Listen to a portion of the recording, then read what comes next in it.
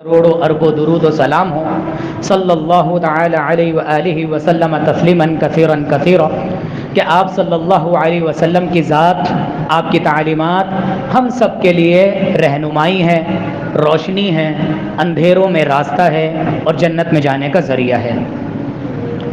انتہائی مختصر حمد و ثنا کے بعد سب سے پہلے اللہ تعالیٰ سے دعا ہے کہ اللہ تعالیٰ مجھ ناچیز کو حق اور سچ اور شریعت کے دائرے میں رہتے ہوئے بات کرنے کی توفیق عطا فرمائے، ہم سب کو اس کو سمجھ کر اس پر عمل پیرا ہو کر اس کو آگے پہنچانے کی توفیق عطا فرمائے جیسا کہ شریعت کا حق ہے۔ ہم سب کا یہ عقیدہ ہے، ہم سب یہ بات اچھے طریقے سے جانتے ہیں کہ کائنات میں جو کچھ ہو رہا ہے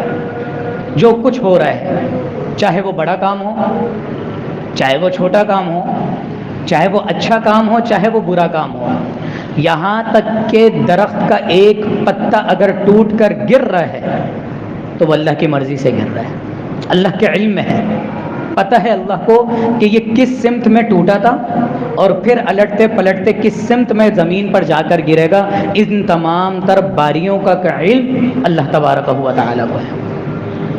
تو اس عقیدے کے نظریے سے لوگ یہ بات کہہ دیتے ہیں یا ہم یہ بات سمجھ لیتے ہیں کہ معاشرے میں جتنی برائیاں ہو رہی ہیں، جتنے زنا ہو رہے ہیں، جتنے شراب پی جا رہی ہے، جتنے جھوٹ بولے جا رہے ہیں، کاروباری فیلڈ میں جتنی ہیر پھیر کی جا رہی ہے، جو بھی برائیاں ہو رہی ہیں، دین اسلام دن بدن بگڑتا چلا جا رہا ہے، لوگ سنت کو چھوڑ کر بدعت کو اپناتے چلے جا رہے ہیں، تو یہ بھی تو جناب اللہ کی مرضی سے ہی ہو رہا ہے، ہمارا کیا دخل ہے اس میں؟ تو پہلے تو ایک کانسیپٹ کلیئر کر لیجئے، ذہن نشین کر لیجئے کہ اللہ کی مرضی سے ہر کچھ نہیں ہوتا، اللہ کی اجازت سے ہوتا ہے۔ مرضی اور اجازت میں کیا فرق ہے یہ بات یاد رکھیں۔ مرضی ہے رضا سے، کسی کی رضامندی سے، کسی کی خوشنودی سے، جیسے کہ ہم کہتے ہیں کہ ہم نے ہر کام کرنا ہے اللہ کی رضا کے لیے، اللہ کو راضی کرنے کے لیے۔ گناہ پر کبھی اللہ تعالیٰ راضی ہوتا ہے؟ اللہ تبارک و تعالیٰ ناراض ہوتا ہے۔ تو اللہ کی رضامندی الگ ہے اور اللہ کی اجازت الگ ہے۔ اللہ نے دنیا میں لوگوں کو پیدا کر کے ان کو ایک مخصوص وقت کے لیے صرف اجازت دے دی، مہلت دے دی اور احکامات بھی جاری کر دیے۔ اس کی مثال یوں سمجھ لیجئے، ایک کمپنی کا مالک ہے اور وہ 1-1.5 سال کے لیے یا 1-1.5 مہینے کے لیے کمپنی سے باہر جاتا ہے، ملک سے باہر جاتا ہے، تو وہ پاور آف اٹرنی اپنے مینیجر کو دے کر جاتا ہے یا اپنے اسسٹنٹ کو دے کر جاتا ہے کہ تم نے یہ اس وقت میرے پیچھے میں تمام کام سنبھالنے ہیں۔ اب اس کی اجازت ہے، وہ جتنے اچھے کام کرے گا اس میں اس کی مرضی ہے، اس کے آنر کی، لیکن اگر وہ کوئی ان اتھارٹی کو استعمال کرتے ہوئے، اس اجازت کو استعمال کرتے ہوئے سارے غلط کام کرے تو ہم کیا کہیں گے کہ اس کی مرضی سے ہو رہے کام؟ نہیں، اس کو جب پتہ چلے گا تو وہ تو ناراض ہو جائے گا، اس کی مرضی نہیں ہے۔ کچھ وقت کے لیے اس نے اجازت دی تھی، جس اجازت کا اس نے غلط فائدہ اٹھایا اور پھر وہ آنے کے بعد اس کو جو سزا دے گا وہ اس کی مرضی ہے۔ یہی معاملہ ہے، اللہ تبارک و تعالیٰ نے ہمیں دنیا میں بھیجا اور یہی بنا کر بھیجا۔ سورہ بقرہ میں اللہ تبارک و تعالیٰ نے اپنے فرشتوں سے یہی کہا تھا، انی جاعل فی الارض خلیفہ، کہ میں دنیا میں اپنا ایک خلیفہ بنانے جا رہا ہوں، جانشین بنانے جا رہا ہوں، جو میرے احکامات کو، جو میری مرضی کو دنیا کے لوگوں میں پھیلائے گا۔ اب پابند کر دیا تو جتنی مصیبتیں، جتنی پریشانیاں، جتنے گناہ ہو رہے ہیں وہ اللہ کی مرضی سے نہیں ہو رہے، بلکہ صرف اور صرف اللہ نے ہمیں مہلت دی ہوئی ہے، اجازت دی ہوئی ہے، اجازت سے ہو رہے ہیں۔ اور یہاں آنکھ بند ہوگی اور وہ اجازت ختم، پھر آپ کو ایک ایک چیز کا حساب دینا پڑے گا۔ تو اس لیے یہ بات سمجھ لیجئے، جس شخص نے اس زندگی کو پابند سمجھ لیا، اپنے لیے اس اجازت کو اپنے لیے پابند سمجھ لیا اللہ کے احکامات کے لیے، وہ تو کامیاب ہے، اور جس شخص نے اس اجازت کو آزادی سمجھ لی وہ ناکام ہے۔ یہی دو مرحلے ہیں، جس نے اپنے آپ کو پابند کر لیا وہ جنت کا راستہ، اور جس نے اپنے آپ کو آزاد کر لیا وہ جہنم کے راستے پر جا رہا ہے۔ اب آ جاتے ہیں کہ جتنی مصیبتیں آتی ہیں اس کا اللہ تبارک و تعالی نے کس طریقے سے بیان فرمایا ہے، کس کی طرف سے آتی ہیں؟ اللہ کی طرف سے آتی ہیں۔ اٹھائیے 5واں سپارہ ہے، سورہ نساء ہے اور اس کی آیت نمبر 79 ہے۔ 79 ہے، اس میں اللہ تبارک و تعالی فرماتا ہے ما اصابک من مصیبت ما اصابک من حسنۃ، جو بھی تم کو پہنچتی ہے، اصابک جو کچھ تم کو پہنچتا ہے، حسنۃ اچھائی چیز، جو بھی کوئی تمہیں اچھائی چیز پہنچتی ہے، فمن اللہ، وہ اللہ تعالیٰ کی طرف سے ہوتی ہے، وما اصابک من سیئۃ، اور جو کچھ بھی تمہیں برائی پہنچتی ہے، فمن نفسک، وہ تمہاری اپنی طرف سے ہوتی ہے۔ یا اللہ یہ بات تو کیوں کہہ رہے ہیں؟ ہم تو یہ جانتے ہیں کہ ساری چیزیں تیری طرف سے آتی ہیں، تو اس کی بھی مثال سمجھ لیجئے۔ والدین اپنے بچوں کو پالتے ہیں، انہیں کھلاتے ہیں، پلاتے ہیں، اسکول بھیجتے ہیں، ہر طرح کی سردی گرمی کی ضروریات کو پورا کرتے ہیں، ان کو اچھے برے سارے ہر طرح کے کپڑوں کو مہیا کرتے ہیں۔ یہ کیا ان کی کسی کارکردگی پہ کرتے ہیں؟ نہیں، وہ تو بچہ بھی بولنے کے قابل بھی نہیں ہے، وہ تو رو رہا ہے، ماں اس کو دودھ پلا رہی ہے، اس کو کپڑے پہنا رہی ہے، اس کا پوٹی پیشاب صاف کر رہی ہے، باپ اس کے لیے کپڑے لے کر آ رہا ہے، ہر طرح کی چیز کے لیے وہ کر رہا ہے۔ یہ اللہ تعالیٰ کا انعام ہے، جو کچھ اچھا یہاں وہ کر رہے ہیں، وہ کس کی طرف سے جا رہی ہیں؟ اس کے والدین کی طرف سے جا رہی ہیں۔ لیکن جب بچہ بڑا ہو جاتا ہے اور اگر وہ پوری زندگی کوئی غلطی نہ کرے، ایسا ہوتا نہیں ہے عموماً، لیکن اگر وہ کوئی غلطی نہ کرے، اسکول میں نمبر 1، مدرسے میں نمبر 1، اپنے والدین کی عزت کر رہا ہے، کوئی غلطی نہیں کر رہا، تو والدین اس کو کبھی ڈانٹیں گے؟ کبھی نہیں ڈانٹیں گے۔ کب ڈانٹیں گے؟ جب وہ بدتمیزی کرے گا، جب وہ کوئی غلط کام کرے گا، تب اس کو ڈانٹیں گے۔ اور اگر وہ بولے کہ بھائی آپ مجھے کیوں ڈانٹ رہے ہیں، تو بتایا جائے گا تم نے یہ غلط کام کیا اس لیے تمہیں ڈانٹ پڑ رہی ہے۔ تو ما اصابک من حسنۃ، جو کچھ بھی اچھائیاں ہیں وہ تو اللہ کی طرف سے ہیں، ہماری کیا مجال کہ ہم اللہ کو کچھ اچھائی پہنچا سکیں؟ یہ تو اللہ تعالیٰ کا انعام ہے کہ اس نے ہمیں پیدا کیا، کھلایا پلایا، پہنا رہا ہے، سردی گرمی کے موسم دے رہا ہے، اور جو کچھ ہماری ضروریات کی چیزیں وہ کچھ ہمیں دے رہا ہے۔ لیکن اگر ہم کوئی غلطی کرتے ہیں، نافرمانی کرتے ہیں، بغاوت کرتے ہیں، اور اللہ تبارک و تعالیٰ بلوغت کے بعد یہ باتیں پہنچاتا ہے، جب تک انسان بالغ نہیں ہوتا اس کے اوپر سے قلم ہٹا لیا جاتا ہے، اس کے گناہوں پر کوئی مواخذہ نہیں ہوگا، کوئی سوال نہیں ہوگا۔ یہ بھی حدیث میں ہے کہ 3 لوگوں سے قلم اٹھا لیا اللہ تبارک و تعالیٰ نے۔ ایک سوتا ہوا شخص جو نیند میں ہے، اس کو نہیں پتا اس کا ہاتھ کہاں جا رہا ہے، وہ کیا سوچ رہا ہے، خواب میں کیا چیز آ رہا ہے، فرشتے کچھ نہیں لکھتے۔ ایک ایسا شخص جو پاگل ہے، مجنون ہے، جس کا دماغ کام نہیں کر رہا، اللہ تبارک و تعالیٰ نے اس سے بھی قلم اٹھا لیا، اس کے بارے میں کچھ نہیں لکھا جاتا، وہ کوئی غلط حرکت کر رہا ہے، کوئی کپڑے اتار کے باہر پھر رہا ہے، کچھ بھی غلط کام کر رہا ہے، اس کا دماغ کام نہیں کر رہا، اللہ تبارک و تعالیٰ اس کے بارے میں کچھ نہیں لکھتا۔ اور ایک ایسا شخص، ہر وہ شخص جو بلوغت سے پہلے جب تک بالغ نہیں ہوتا، اللہ تبارک و تعالیٰ اس سے کوئی سوال نہیں کرے گا۔ لیکن یہاں بلوغت ہوئی، یہاں انسان بالغ ہوا، اب اس کا ایک ایک چیز لکھی جا رہی ہے، تو ہر چیز لکھی جا رہی ہوتی ہے۔ اب آپ اگر غلطی کرو گے تو وما اصابک من سیئۃ، آپ کو اللہ تبارک و تعالی اگر کوئی بری چیز یا برائی پہنچا رہا ہے، فمن نفسک، آپ کی اپنی وجہ سے پہنچا رہا ہے۔ بات آ گئی سمجھ میں؟ یہ تمہید تھی، یہ بات سمجھنے کی تھی، کیونکہ آگے جو ہم بات کرنے والے ہیں ان کے لیے یہ بات سمجھنی ہے ضروری کہ تمام کی تمام اچھائیاں اللہ تبارک و تعالی کی طرف سے آتی ہیں، تمام کی تمام برائیاں آتی اللہ کی طرف سے ہیں، لیکن وجہ انسان کے گناہ بنتے ہیں۔ اور پھر آگے سن لیجئے، سورۃ الشورى ہے، 25واں سپارہ ہے، اس کی آیت نمبر 30 ہے، اس میں اللہ تبارک و تعالی نے بھی یہی بات فرمائی، وما اصابکم من مصیبت، جو کچھ بھی تم کو مصیبتیں پہنچتی ہیں، جو کچھ بھی، بما کسبت ایدیکم، وہ تمہارے اپنے ہاتھوں کی کمائی ہوتی ہے، تمہارے اپنے ہاتھوں کی کمائی ہوتی ہے۔ اکثر جب بچے بگڑے ہوئے ہوتے ہیں، سب سے پہلے دھیان کہاں جاتا ہے؟ والدین کی طرف۔ بچے اچھے ہوتے ہیں تب بھی والدین کی طرف جاتے ہیں کہ کیا تربیت کی ہوگی اس کی ماں نے، آج ہمارے سامنے یہ بچہ کھڑا ہوا ہے، آج ہمارے سامنے یہ بچہ اتنا ترقی کر رہا ہے، آج ہمارے سامنے یہ، اس کے والدین نے کیا تربیت کی ہوگی۔ امام بخاری کے بارے میں بھی ہم یہی کہتے ہیں، بڑے بڑے محدثین صحابہ کرام گئے ہیں ان سے، جن سے اللہ تبارک و تعالی نے بڑے کام لیے ہیں، ان کا ہم یہ کہتے ہیں کیا والدین گزرے ہوں گے، کیا محنت کی ہوگی، کیا ان کی دعائیں ہوں گی، کیا راتوں کی ان کی عبادتیں ہوں گی کہ اللہ تبارک و تعالی نے، ہم ان کے والدین کو نہیں جانتے، ان کی اولاد کے نام جانتے ہیں کہ اللہ تبارک و تعالی نے ان کی اولاد سے کیا کچھ کام لیا۔ تو سب سے پہلا دھیان ہمارا والدین کی طرف ہی جاتا ہے. تو وما اصابکم من مصیبت فبما کسبت ایدیکم، جو کچھ پر تم پر برائی آتی ہے، جو کچھ بھی تم پر مصیبت آتی ہیں، فبما کسبت ایدیکم، تمہارے اپنے ہاتھوں کی کمائی ہوتی ہے. کہیں نہ کہیں تمہارا دخل ہوتا ہے. تم گالی دے رہے ہو، کہیں نہ کہیں تمہاری لاپرواہی ہے، تم نے اس گالی کو سمجھا ہی نہیں ہے کہ میں کیا ہوں، میں سامنے والے کو کیا کچھ کہہ رہا ہوں، اس کی والدہ کے بارے میں، اس کی بہن کے بارے میں کیا الفاظ ادا کر رہا ہوں. خدا نخواستہ یہی الفاظ کوئی میری بہن کے بارے میں ادا کرے، یا وہ الفاظ پریکٹیکلی میری بہن کے ساتھ ہو رہے ہیں، خدا نخواستہ کیا کچھ گزرے گی میرے دل پر. میرے بھائی، گالی دینے سے پہلے سوچ لیجئے یہ بات. تو برائیاں جب بھی آتی ہیں اپنے ہاتھوں کی وجہ سے آتی ہیں، اپنے جھوٹ کی وجہ سے آتی ہے.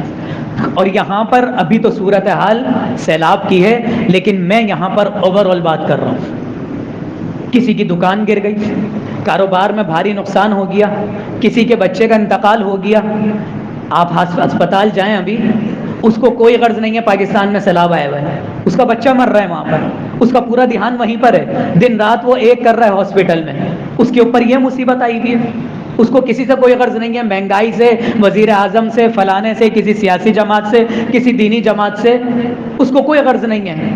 اس کے اوپر یہی پہاڑ اتنا بڑا ٹوٹا ہوا ہے کہ اس کی اولاد اسپتال میں سانس آخری لے رہی ہے. تو کسی کے اوپر اتنی بڑی پریشانی آ جاتی ہے کہ اس کے علاوہ اس کو کچھ نظر نہیں آتا. کسی کی دکان بالکل تباہ ہو جاتی ہے، وہ آگے کی پلاننگ کرتا رہتا ہے، سوچتا رہتا ہے. کسی کے بچی کا اتنا بڑا مسئلہ ہو جاتا ہے سسرال میں، معاملات میں، طلاق میں، کہ وہ اسی پریشانی سے باہر نہیں آتا. کسی کے اوپر اپنی اتنی سخت بیماری آ جاتی ہے کہ وہ اپنی بیماری سے ہی باہر نہیں آتا. تو یہ تمام کی تمام مصیبتوں کا یہاں پر ذکر ہو رہا ہے. اب آپ نے یہ بات کو سمجھ لیا کہ میرے ہی اپنے گناہوں کی وجہ سے مصیبت آتی ہے. اب آ جائیں ان مصیبتوں کا مقصد کیا ہے. کیا مقصد ہے؟ کوئی تو مقصد ہوگا اللہ تبارک و تعالیٰ کا، اور یہی اللہ کے کلام میں اللہ تبارک و تعالیٰ نے بیان کیا. یہ بات ذہن میں رکھ لیجئے، کافروں پر یا جو بڑے گناہ گار ہیں مسلمانوں میں، ان کے اوپر جو مصیبت آتی ہے اس کا مقصد الگ ہے، اور جو مومن پر مصیبت آتی ہے اس کا مقصد الگ ہے.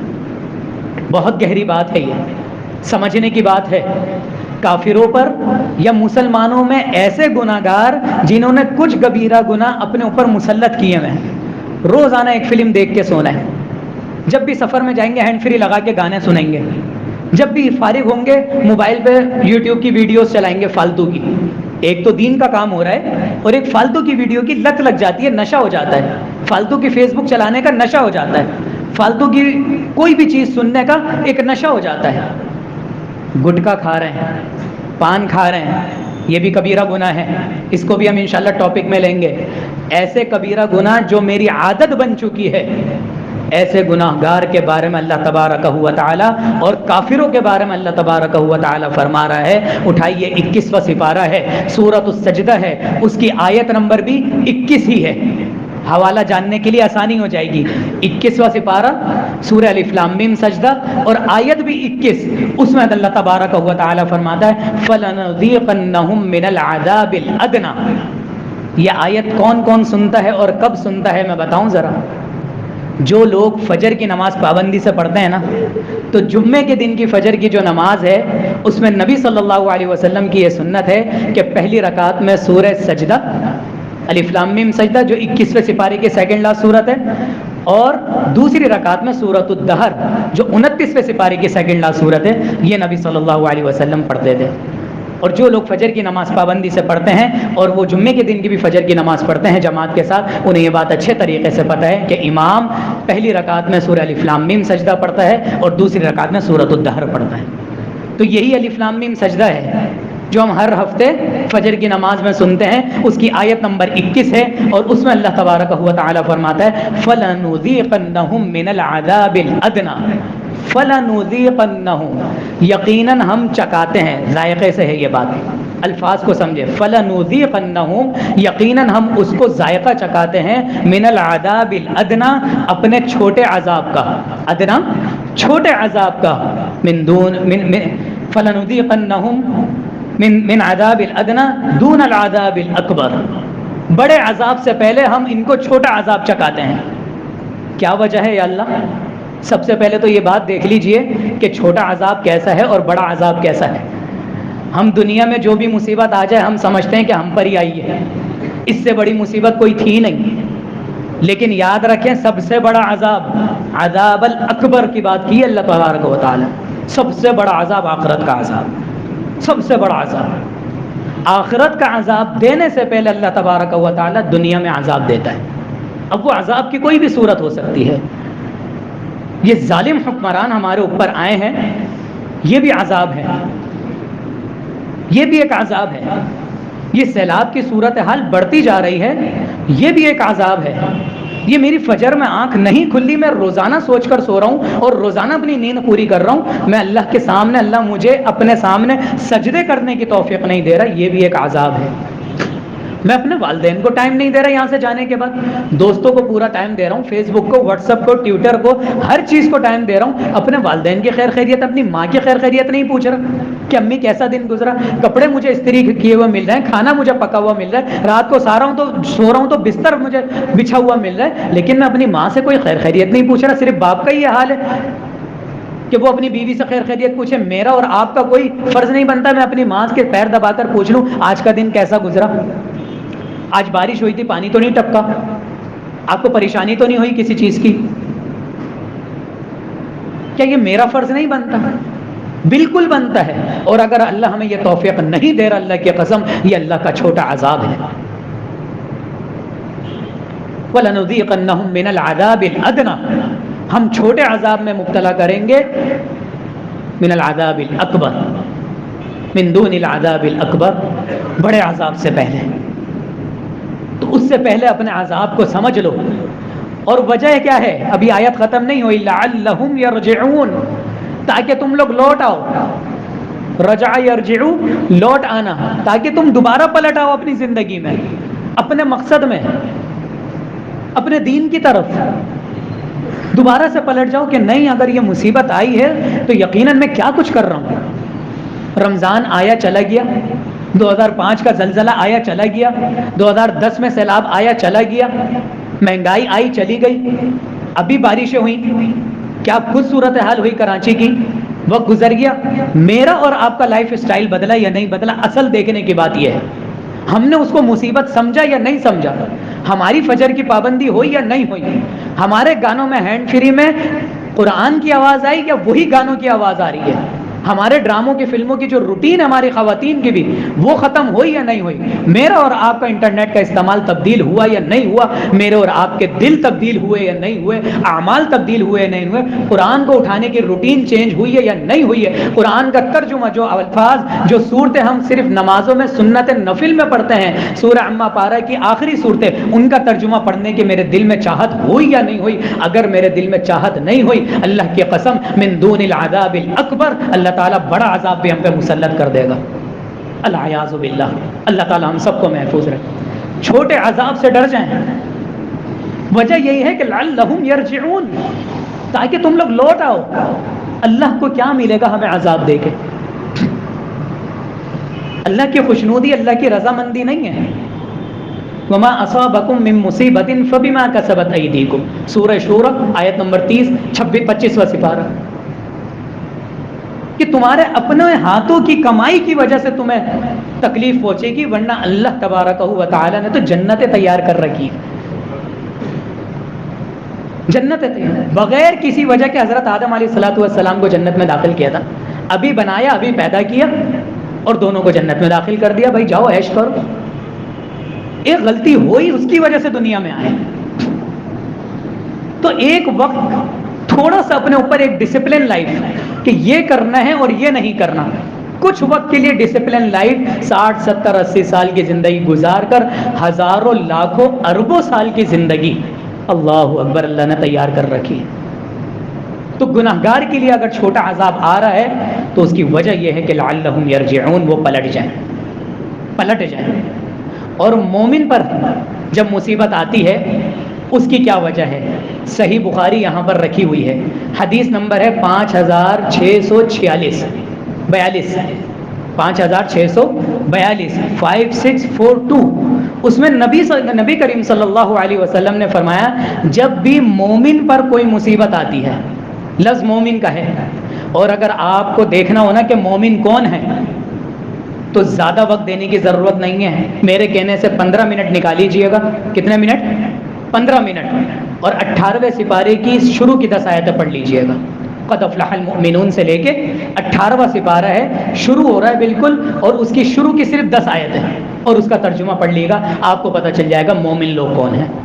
اپنے اندر مومن کی صفات پیدا کرنے کی کوشش کیجیے گا. ان مومنوں کے لیے اللہ کے نبی صلی اللہ علیہ وسلم نے فرمایا کہ مومن پر جب بھی کوئی مصیبت آتی ہے, جب بات مصیبت آتی تو مکمل ہو سکتی تھی, لیکن نبی صلی اللہ علیہ وسلم نے ایک ایک چیز کا نام لیا, ولا ہم ولا اذن ولا غم, کہ جب اس کے اوپر کوئی مصیبت آتی ہے, کوئی تکلیف آتی ہے, کوئی رنج آتا ہے, کوئی غم آتا ہے, یہاں تک کہ اس کو کوئی کانٹا بھی چبھتا ہے, اللہ اکبر کبیرہ, کوئی کانٹا بھی چبھتا ہے اس کو, تو اللہ تبارک و تعالی اس کے گناہوں کا کفارہ کر دیتا ہے, اس کے گناہ مٹا دیتا ہے. کس سے گناہ نہیں ہوتے؟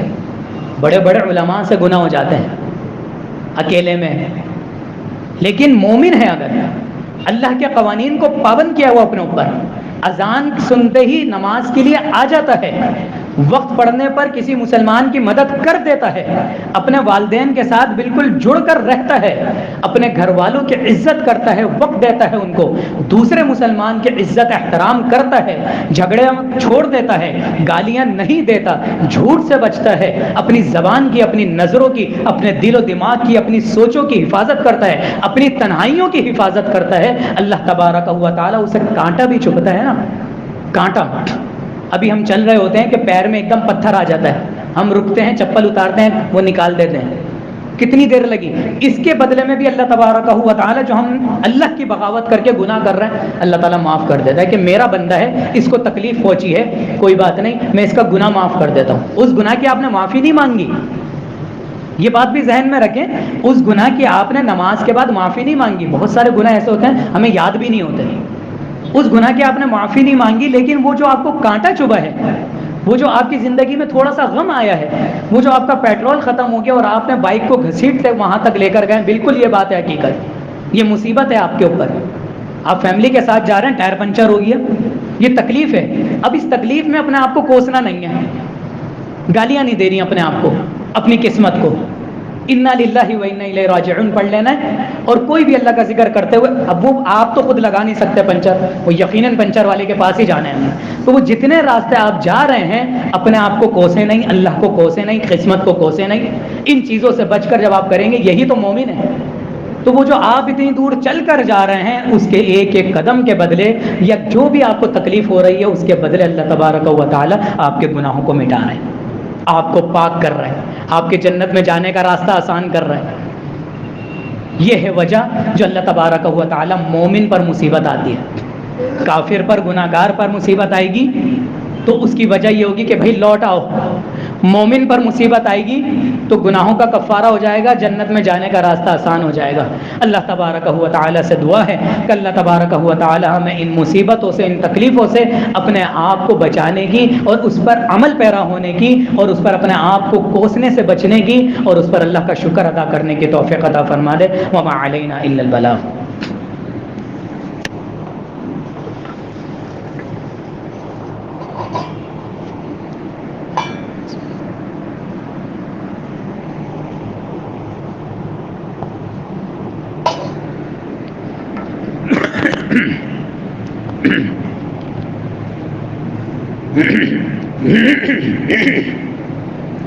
إن الحمد لله نحمده ونستعينه ونستغفره ونؤمن به ونتوكل عليه ونعوذ بالله من شرور أنفسنا ومن سيئات أعمالنا.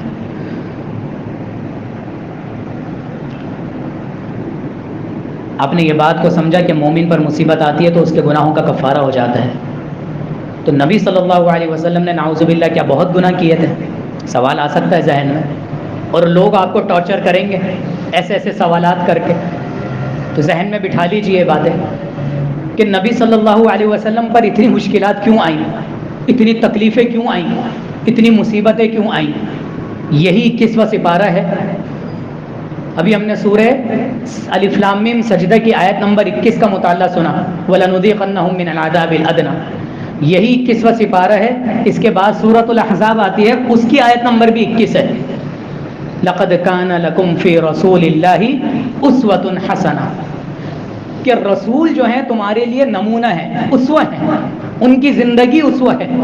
اگر نبیوں کی زندگی شہنشاہی والی ہو جاتی تو جواز بن جاتا کہ بھائی ان کی زندگیاں تو ایسی تھی اس لیے انہوں نے کام کیا۔ تو سب سے زیادہ مصیبت ہے اللہ تبارک و تعالی نے انبیاؤں کی زندگی میں لے، ایک ایک وقت میں ہم نے سوچنا ہے کہ اس وقت نبی صلی اللہ علیہ وسلم نے کیا کیا تھا۔ نمونہ ہے، جب تک اپنے سامنے رول ماڈل کو نہیں رکھیں گے، اپنے سامنے نمونے کو نہیں رکھیں گے، تب تک ہم علماء پر یقین نہیں کر سکتے، جب تک ہمارا دل عمل کے لیے اعتراف نہیں کر سکتا اور عمل پیرا نہیں ہو سکتا۔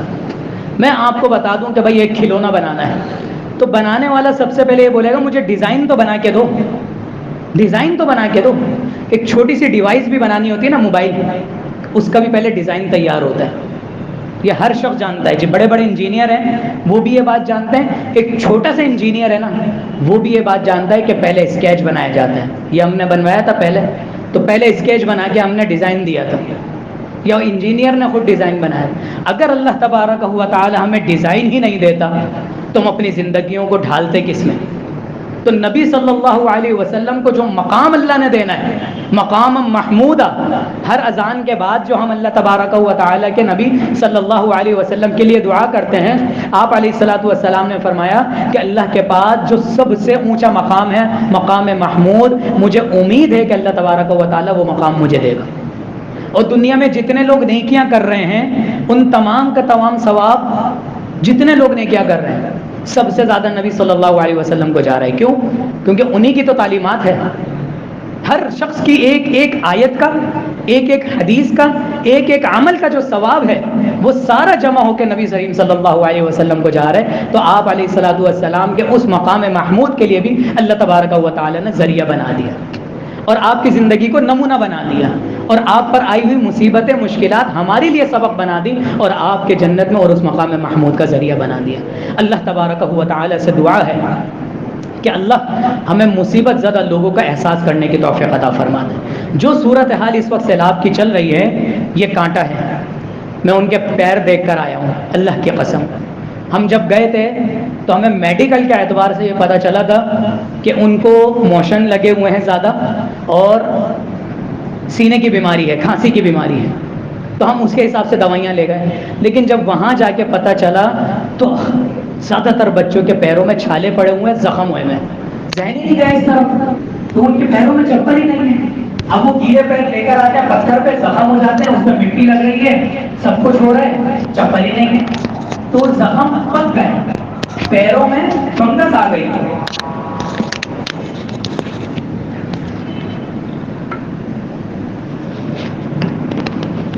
ان کے پیروں میں پھپھندی پڑ گئی، تو اب دھیان یہ گئے کہ ان کو تو چپلوں کی بھی ضرورت ہے اور چپل کی طرف کسی کا دھیان نہیں جا رہا۔ جیسے مسجد پوری بنوا دیتے ہیں، لوگ بولتے ہیں مسجد کا باتھ روم نہیں بنوانا، ہمارا پیسہ وہاں نہیں لگانا۔ اللہ کی قسم اگر مسجد میں باتھ روم نہ ہو تو نمازی نہ آئیں۔ ہم یہ سمجھتے ہیں کہ ہمارا پیسہ صرف ممبر و محراب پہ لگ جائے۔ مسجد کی ضرورت ہے، مسجد کی ہر ادنا سے ادنا ضرورت وہ مسجد میں ہی شمار ہوتی ہے۔ مؤذن نہیں رہ سکتا اگر باتھ روم نہ ہو، نل خراب ہو جائے، پانی نہ ہو۔ تو یہ نہیں سوچنا چاہیے کہ یہ کوئی ادنا چیز ہے، یہ دیکھنا چاہیے کہ اس وقت کس چیز کی ضرورت ہے۔ تو اب ہم انشاءاللہ تعالیٰ جب جائیں گے تو چپلوں کا انتظام کر کے جائیں گے، دوائیوں کا انتظام کر کے جائیں گے، مچھردانیوں کا انتظام کر کے جائیں گے۔ کوشش ہماری یہ جو بنیادی ان کی ضروریات ہیں ان کے لیے ابھی تو ہم ہاتھی کے منہ میں تنکا ڈال کے آئے ہیں، بہت بڑی ضرورت ہے۔ ہم تو بالکل اپنا ایک چھوٹا سا حصہ ملا کر آئے۔ اگر آپ لوگ نہیں جا سکتے تو اللہ کی قسم آپ اپنے بھروسے مند لوگوں کو فنڈ جمع کر کے دے دیں۔ آپ کی جیب میں نہیں ہے اتنی طاقت، اپنے ارد گرد لوگوں سے بات کر لیں، ان سے جمع کر کے دے دیں، لیکن اپنے بھروسے مند لوگوں کو دیں۔ ایک مخلص ٹیم ہونا لازمی ہے، لوٹا ماری مچ رہی ہے لیکن جمع کر کے دیں، اپنا حصہ ضرور منوائیں، اپنا حصہ ضرور ملائیں۔ اور اگر نہیں کر سکتے یہ سب، خلوص دل سے ان کے لیے دعائیں کریں۔ آپ دعا کریں گے اللہ تعالیٰ ایسے لوگوں کا ذریعہ بنا دے گا کہ جو ان تک پہنچ جائیں گے، اور پہنچ رہے ہیں لوگ۔ اللہ تعالیٰ سے دعا اللہ تعالیٰ ہمیں ہر مصیبت سے سبق جو ہے وہ سیکھنے کی توفیق عطا فرما دے۔ اللہم احسن عاقبتنا فی الامور کلھا واجرنا من خزي الدنيا وعذاب الآخرة، اللهم انا نجعلك في نحورهم ونعوذ بك من شرورهم، اللهم استر عوراتنا وآمن روعاتنا اللهم انصر الاسلام والمسلمین واذل الشرك والمشرکین ودمر اعداء الدین اللهم انصر الاسلام والمسلمین اللهم انصر المجاہدین. یا اللہ میرے اور آپ کے ہم سب کے چھوٹے بڑے ظاہر باطن کبیرہ صغیرہ تمام گناہوں کو معاف فرما دے. ہمیں مزید گناہ کرنے سے بچا لے. جن گناہوں کی ہمیں عادت ہوئی بھی ہے اللہ وہ عادتیں چھٹوا دے. ہمیں کبیرہ گناہوں کو کی کیفیت کو سمجھنے کی توفیق عطا فرما دے. یا اللہ اپنا ڈر اور اپنی محبت دونوں ہمارے دلوں میں پیوست فرما دے. یا اللہ جہنم میں سے بچنے کا ڈر اور جنت میں جانے کا شوق ہمارے دلوں میں پیوست فرما دے. یا اللہ فجر کی نماز میں ہمیں اٹھا دے. یا اللہ فجر کی نماز ہم سے پڑھوا لے. یا اللہ ہم سے فجر کی نماز میں نیند کو حاوی ہونے سے بچا لے. یا اللہ ہمیں فجر کا نماز کا پابند بنا دے. یا اللہ فجر میں ہماری مساجدوں کو بھر دے. یا اللہ صرف بڑے بوڑھوں کو ہم دیکھتے ہیں تکلیف ہوتی ہے, نوجوانوں کو یا اللہ فجر کی نماز میں حاضری کی توفیق عطا فرما دے. پانچوں وقت کی نماز کی توفیق عطا فرما دے. زبان کی حفاظت کرنے کی توفیق عطا فرما دے. نظروں کی حفاظت کرنے کی توفیق عطا فرما دے. ہماری محفلوں کو پاک کر دے. ہماری تنہائیوں کو پاک کر دے.